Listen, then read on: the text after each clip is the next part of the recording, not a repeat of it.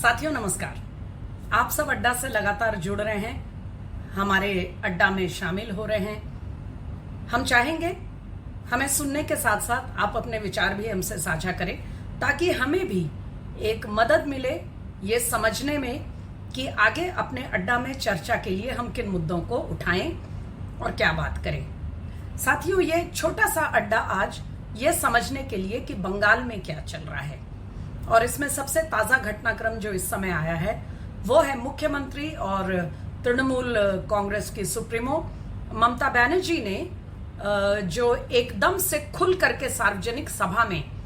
कार्तिक जी महाराज, जो एक आचार्य हैं भारत सेवा संघ के और उनकी काफी फॉलोइंग है अपने इलाके में, उनका बहुत सम्मान है वहां के हिंदू समाज में, उन पर इस तरह से एक रैली में सार्वजनिक सभा में इस तरह से उन पर अटैक क्यों किया, उन्हें ऐसे अपशब्द क्यों बोले और उनके बारे में एक तरह से भड़काने का काम जो है वो क्यों किया। इसके लिए साथियों थोड़ा सा इस पृष्ठभूमि को समझना जरूरी है। सबसे पहले तो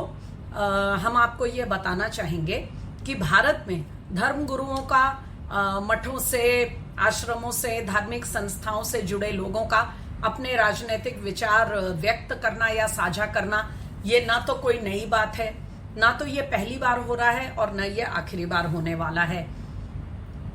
इसी बंगाल में कृष्णानगर की सीट में, जहां से तृणमूल की मुखर नेता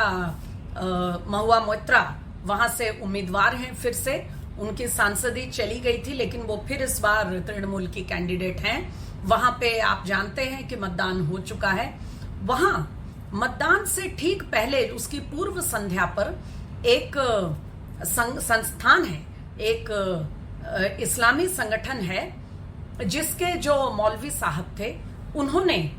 केवल एक समाज का मुद्दा ही नहीं उठाया था, बल्कि खुल करके वो जो बयान जारी किया था, आप चाहे तो उसे फतवा कह ले, चाहे उसे अपील कह ले, आप जो भी शब्द देना चाहें, लेकिन उस बयान में मौलवी साहब ने स्पष्ट रूप से ये कहा था कि हम पूरे मुस्लिम समाज को हम चाहते हैं कि तृणमूल की जो उम्मीदवार हैं उनको वोट करें। अब आप जानते हैं साथियों कि जब से रिलीजन का मुद्दा लेकर के इलेक्शन कमीशन सख्त हुआ है और सुप्रीम कोर्ट में मामला गया था और इस पर काफी बहस हुई थी, उसके बाद ये नोटिस दे दिया गया था, ये ऐलान कर दिया गया था कि धर्म के नाम लेकर के या समाज या उस जाति या कोई भी ऐसे आइडेंटिटी का नाम लेकर वोट मांगना जो होगा वो गैर कानूनी होगा, वो गाइडलाइंस का उल्लंघन होगा। इसके बावजूद आज भी, जैसा मैंने कृष्णानगर का उदाहरण दिया, कई जगहों पर इस तरह के फतवे जारी हो रहे हैं अल्पसंख्यक समाज को, मुस्लिम समाज को ये कहने के लिए कि आप फलाना पार्टी को वोट दीजिए अथवा फलाना पार्टी के खिलाफ वोट दीजिए। जहां उन्हीं के राज्य में, ममता बनर्जी के प्रदेश में इस तरह के फतवे जारी हो रहे हैं, वैसे में कार्तिक आचार्य जी के ऊपर जो उनका इस तरह का मुखर हमला सार्वजनिक सभा में हुआ, ऐसा उन्होंने क्यों किया, इसको समझने के लिए साथियों थोड़ा सा इसकी पृष्ठभूमि में जाना बहुत जरूरी है। और मैं कम शब्दों में कोशिश करूंगी वो जो बैकग्राउंड है उसको आप सबके साथ इस अड्डा में चर्चा करने की।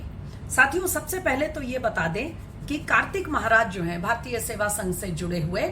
वो मुर्शिदाबाद में उनका आश्रम है। मुर्शिदाबाद में वो अपने समाज सेवा, धर्म सेवा का काम करते हैं। और आप सबको पता होगा कि मुर्शिदाबाद वो जिला है, वो इलाका है जहां की 3/4 से पूरी 3/4 जो जनसंख्या है वो मुसलमानों की है। ऐसा माना जाता है कि उसमें घुसपैठियों का जो वर्ग है वो काफी बड़ा है।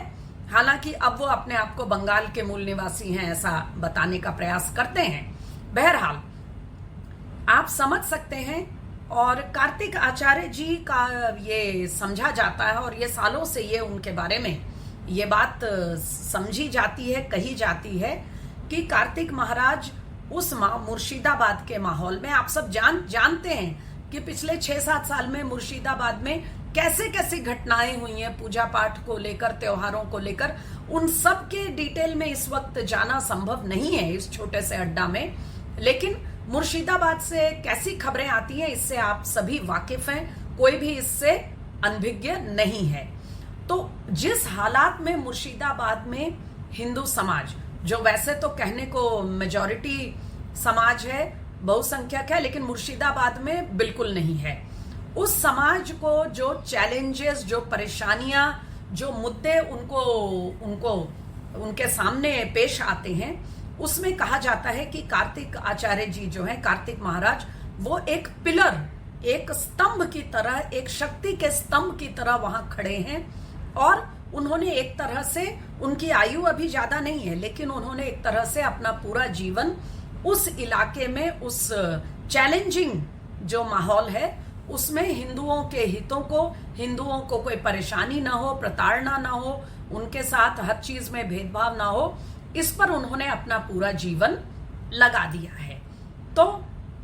अब सवाल आता है, और एक बात और स्पष्ट करना जरूरी है साथियों, कि जो बयान उनको एट्रीब्यूट किया जा रहा है तृणमूल के नेतृत्व की ओर से, कि उन्होंने कहा कि कोई तृणमूल वाले को यहां घुसने मत दो, वास्तव में कार्तिक महाराज का अपना खुद का स्पष्टीकरण आ गया है। और उन्होंने बताया है कि उन्होंने ऐसा कोई शब्द, ऐसा कोई वाक्य, कोई बयान उन्होंने बोला ही नहीं था। उनकी बात को किसी और रूप में पेश किया जा रहा है। बहरहाल उनके बयान पर तो उन्होंने खुद अपना स्पष्टीकरण दे दिया है, लेकिन यहां हम ये समझना चाह रहे हैं कि आखिर इन सभी जो संस्थाएं हैं, जो हिंदू और भारतीय परंपरा, सनातनी परंपरा से जुड़ी संस्थाएं, रामकृष्ण मिशन हो, भारत सेवा संघ हो, इस्कॉन भी अब उसमें आ गया है, ये संस्थाओं के साधु संतों को, आचार्यों को लेकर, और विशेष रूप से कार्तिक जी महाराज का नाम लेकर ममता बनर्जी आखिर भड़की क्यों? तो साथियों, उसमें समझने की बात यह है कि जैसा मैंने कहा, कार्तिक महाराज हिंदू समाज के लिए मुर्शिदाबाद में लगातार संघर्ष कर रहे हैं, लेकिन यहां दिलचस्प बात यह है कि क्योंकि उनका हिंदू समाज के लिए जो कार्य है वो केवल हिंदू या सनातनी समाज तक सीमित नहीं है, वो बहुत सा समाज सेवा का कार्य भी करते हैं, वो सफाई का कार्य भी करते हैं, उनके यहाँ स्कूल भी चलते हैं, शिक्षा दी जाती है, महिलाओं के लिए बहुत से प्रकल्प उनके चल रहे हैं। कुल मिलाकर वो पूरे समाज में एक, सभी लोग, उनका कल्याण हो, उनकी तरक्की हो, इसके लिए काम करते हैं। और इसमें कोई भी मुर्शिदाबाद जाकर देख सकता है साथियों कि उनके संस्था से जुड़े लोग जो हैं, जो उनके इन कार्यक्रमों, उनके वेलफेयर प्रोग्राम्स, उनके जो प्रकल्प चलते हैं उसका लाभ लेते हैं, तो उसमें काफी एक संख्या जो है वो मुसलमानों की भी आती है, क्योंकि मुर्शिदाबाद जिले में मुसलमानों की जनसंख्या ज्यादा है। तो जब ये कामकाज होते हैं तो वो भी आते हैं और इसका पूरा लाभ लेते हैं। लेकिन यहां समझने वाली बात यह है कि जब से मालदा टाउन में, जहां मुर्शिदाबाद जैसी ही स्थितियां डेमोग्राफी के लिहाज से आप देखें तो डेमोग्राफी मिलती जुलती स्थितियां बन गई हैं, वहां पर अग्रेशन हिंदुओं के खिलाफ देखा जा रहा है, और डेमोग्राफिक इम्बैलेंस के साथ साथ वहां काफी हिंसा की घटनाएं लगातार सामने आई हैं। तो समझा ये जा रहा है कि मालदा में जब मतदान हुआ उसी समय से तृणमूल को ये एहसास हुआ है कि कहीं ना कहीं जो अल्पसंख्यक समाज का, मुसलमान समाज का वोट तृणमूल कांग्रेस को एक मुश्त अनब्लॉक मिलना चाहिए था, वो कहीं ना कहीं नहीं मिल पा रहा है, उसमें बंटवारा हुआ है। और तृणमूल के लिए जो कहा जाता है कि कांग्रेस और सीपीएम का बिल्कुल जो एक बेस है वो पूरी तरह इरोड हो चुका है। साथियों, इस 2024 के लोकसभा चुनाव में ऐसी स्थिति बिल्कुल नहीं है, और तृणमूल को अगर थोड़ा सा भी 2% का भी अगर मुसलमानों के वोट का नुकसान होता है तो ममता बनर्जी एक बहुत ही अनुभवी कद्दावर नेता हैं। वो ये जानती हैं कि ये जो 2 या 3%, मान लीजिए लगभग 2% ही अगर माने, तो वो जो लॉस होगा उसका सीधा सीधा फायदा वोट बंटने का भारतीय जनता पार्टी के उम्मीदवार को मिलेगा। और इसीलिए कहीं ना कहीं अब इन 2-3 चरणों में, जब बंगाल में चुनाव एक बहुत ही क्रूशियल, एक बहुत ही महत्वपूर्ण मोड़ पर आ चुका है, और कुछ बेहद क्रूशियल सीट्स पे मतदान अब 6ठे और 7वें फेज में होगा, जिसमें कि कोलकाता की सारी सीटें भी शामिल हैं और कोलकाता के आसपास की सीटें, तो ऐसे में उनका एक तरह से भड़क करके, बौखला करके प्रतिक्रिया देना स्वाभाविक है। कुछ और घटनाएं साथियों यहां सामने लाना बहुत जरूरी है ताकि हम इस पूरे मुद्दे को एक समग्रता में समझ सकें कि अगर इसमें ये जो 25% वोट उनका